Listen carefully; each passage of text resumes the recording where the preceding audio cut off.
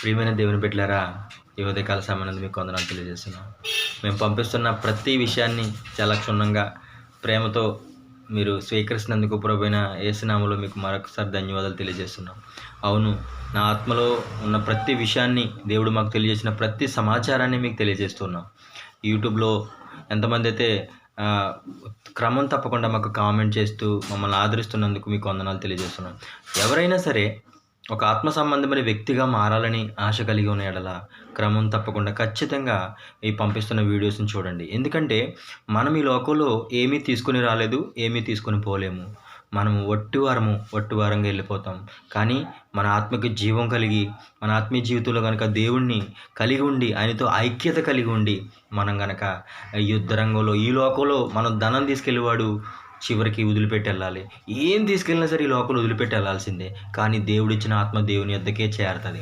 ఆ ఆత్మ జీవం పొందుకుని, ఆ శక్తి పొందుకుని దేవుని యొక్క స్వరూపంలోను స్వభావంలోను ఉంటే ఆ ప్రభు ప్రత్యక్షమైనప్పుడు ప్రభువులాగా మనం కూడా మారిపోతాం అన్నమాట. ఆయన యొక్క స్వరూపం స్వభావం అప్పుడు మనకి ప్రత్యక్షమవుతుంది.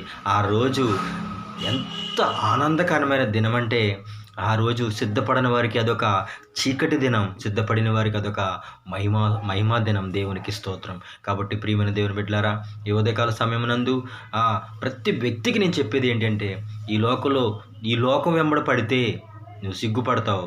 ప్రభు వెంబడి పడితే ప్రభు మనల్ని మన సంతోషానికి అవధులు లేకుండా, మన ఆనందానికి అవధులు లేకుండా ఒక గొప్ప దినం వైపు మనల్ని నడిపించి, విమోచన దినం వరకు మనల్ని కాపాడి నిన్ను నన్ను భద్రపరిచి ప్రభు తన రాజ్యంలో చేర్చుకోవాలని అనుకుంటున్నాడు.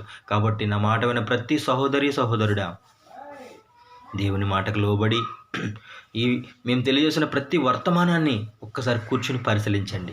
ఇంకా పెద్ద పెద్ద వీడియోస్ ఉన్నాయి, ఇంకా బ్యాక్కి వెళ్ళి చూడండి. నిజమైన రక్షణ అంటే ఏంటి, నిజమైన ప్రేమ అంటే ఏంటి, నిజమైన సువార్త అంటే ఏంటి, నిజంగా నువ్వు రక్షింపబడ్డావా, అటువంటి విషయాలు ఎన్నో ఉన్నాయి.